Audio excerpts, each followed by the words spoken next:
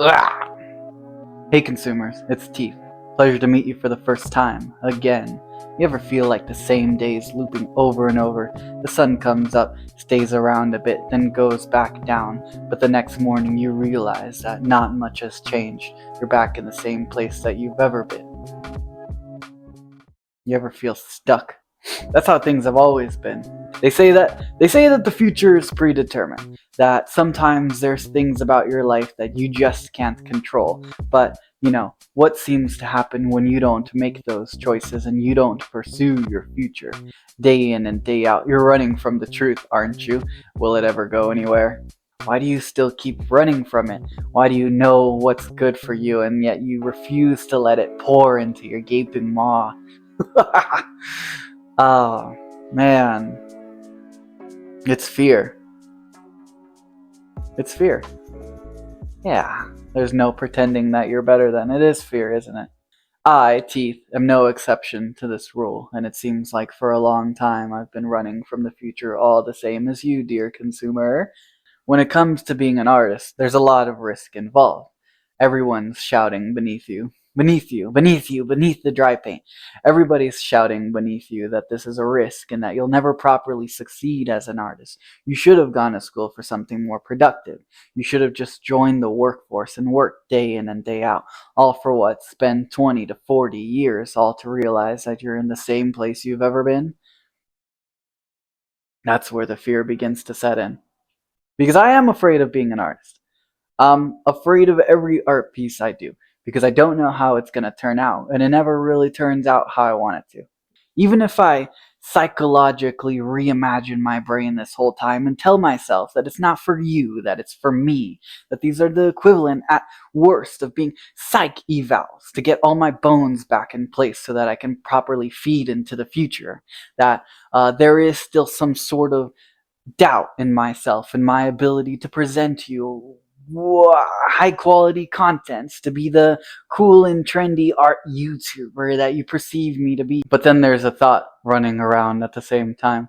As scary as it is to be an artist, as scary as it is to take that risk, that what I do will ultimately just continue to be here at the bottom of the well. Here, welcome with me at the bottom of the well, and that we will continue to scrape along the bottom of the well's surface, continue and forever and ever until certainly we've run out of time. And not, doubting yourself, oh, I'm running out of time. Not the false doubts that you give yourself to cripple your ambitions, but truly when we've run out of time. At least artistically, this is currently the obstacle. Moving on from these deep psychological analytics or whatever big words seem to make the most sense for you, we can talk about the visions. I mean, not visions, ideas, because this is just a cute little art video. I'm just a cute little artist that's making entertaining videos, and us creatives seem to have such little control of our own minds. So I've been having some ideas, and I think it would be cool to talk about them with you. Let's speak about someone who's run away from their destiny, from someone who's given it all up because they refuse the future. Let's talk about the teeth collector. The teeth collector, the teeth collector, not to be confused with myself, Teeth, is a character that I've had around for quite some time. These are just cute little ideas that I've been hammering away, no correlation. The Teeth Collector is a character that we've spoken about before in a previous video, but the picture's never been clearer before. And I wanted to focus some time on giving him some attention, being a character that I've had some while, because it seems like his design's never really been properly established. For my idea for this drawing, which was originally supposed to be the first day of an Inktober before I viciously and horrifically gave up, is that he was supposed to be, well, I mainly just wanted to do an illustration with him. It was basically a two-part process. One being establishing his design to a level that I could actually figure out his details for the drawing, and then the two being the illustration itself. And man, it was just as difficult as I imagined it would be. Based off of a lot of sketches that I've been hashing out with him across the years and like figuring out sketches, I can pull some of those on the screen. His design isn't too different. I think the biggest struggle was basically looking at these ideas and figuring out what modes of him look the best. One of these big things that I was trying to figure out was the shape of his mask, ranging from either being a rectangular shape or a circle or something kind of in between. I tried to pull a lot of references from different like tribal masks or ideas to see if they kind of helped me figure out something that looked good. Um, I think the main concern I had was I wanted a shape that felt like cool in 3D, like it wasn't just like a simple flat mask shape or something like that. Uh, but then also a shape that was easy enough to be able to draw at different angles and wouldn't be a total headache to try and understand.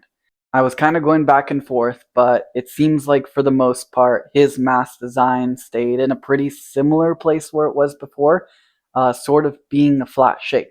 So I was looking at, right, pre-Columbian funerary masks, and they have like these flat gold plates that go in front of the face somehow. I don't know. I haven't done the research yet to figure out how this funerary mask actually work.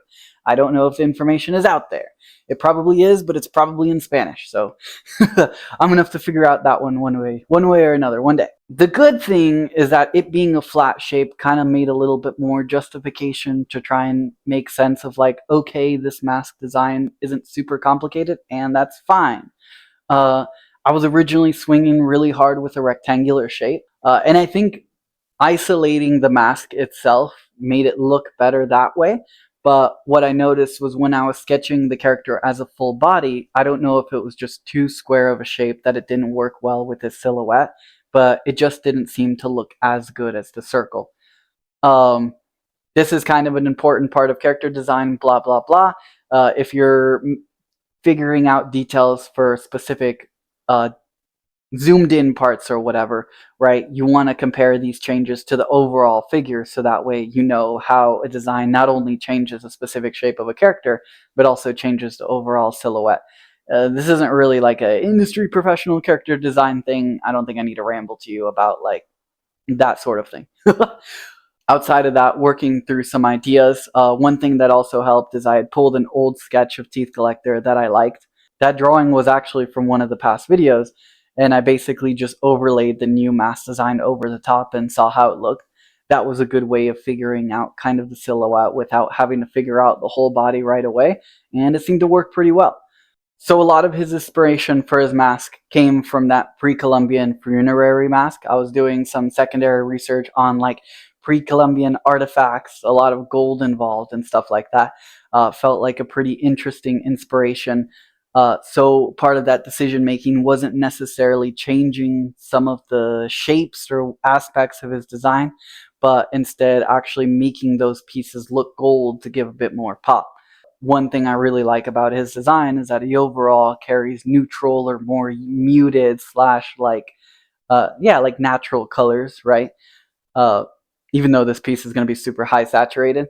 But then his jewelry and his mask is bright gold, so it pretty much always stands out in his design. I think that turned out really well.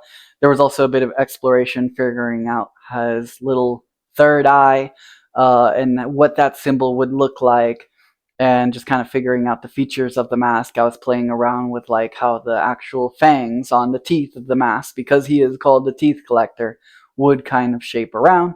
But I wouldn't say it's like I totally reinvented the character or anything like that. But a large part of this process was basically taking some floating ideas around that I've been having about him, and establishing them and feeling confident about these ideas that it felt like this is what we're going with. I did want to start compositioning this piece, so that's part two. I wanted to try and figure out the layout of what I wanted to do for his pose or whatever for this drawing before I actually had the design established, so that involved a lot of thumbnail sketches. As far as thumbnail sketches, there was involvement as far as like whether I wanted something that felt a little bit more abstract or stylized and kind of flat, or something that felt more rendered.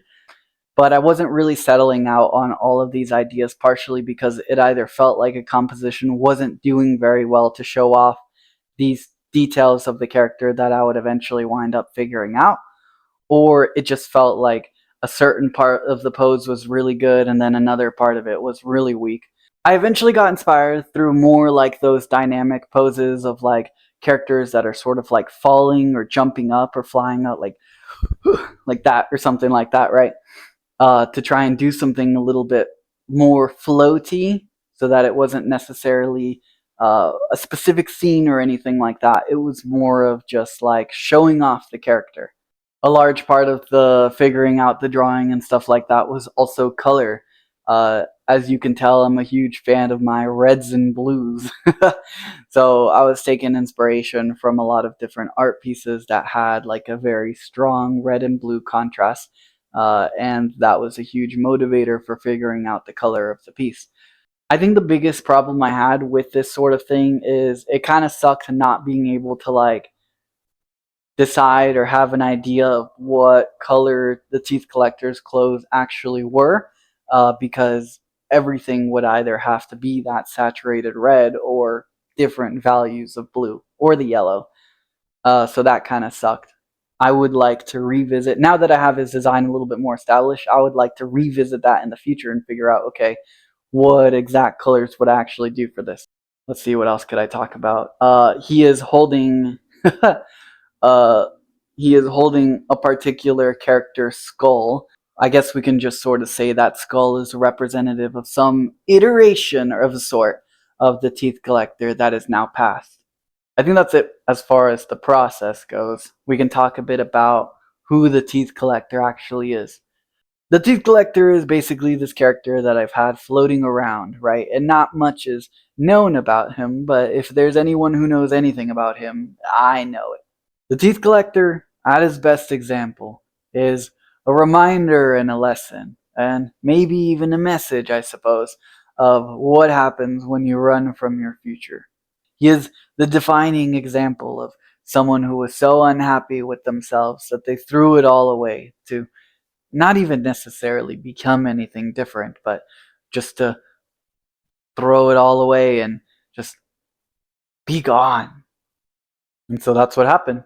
He lost it all. Any defining characteristic of who he was thrown away, and he was nothing. They say that he covered his face and basically bound himself because he was so displeased of the monster that was within him.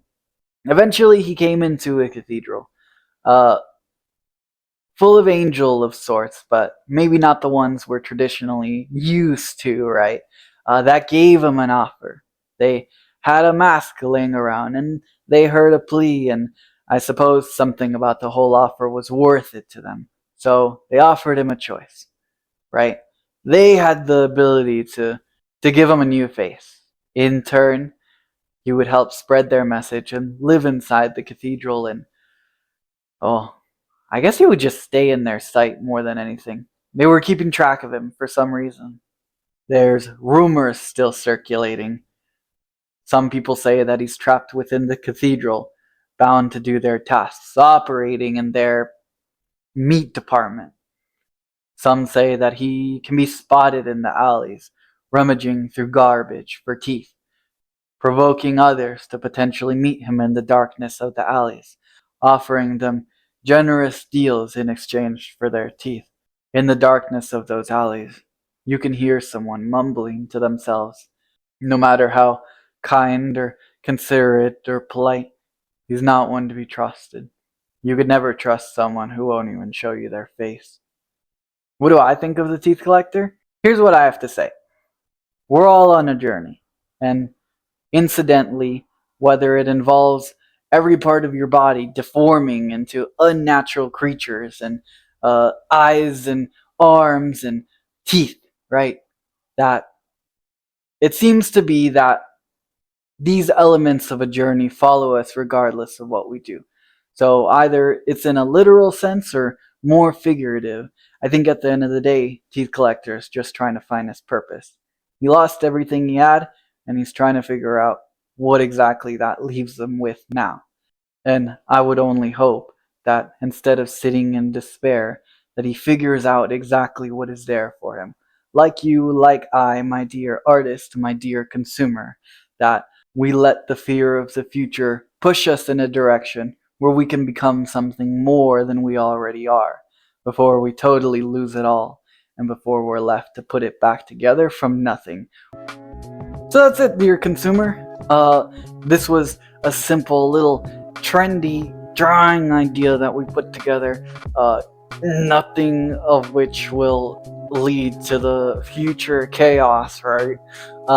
But I hope you enjoyed this. It was a simple little idea we put together, and if you like this sort of thing, whatever exactly this is, maybe I'll make more of it before a whole nother 200 days pass. Thank you, consumer. I will see you in the future.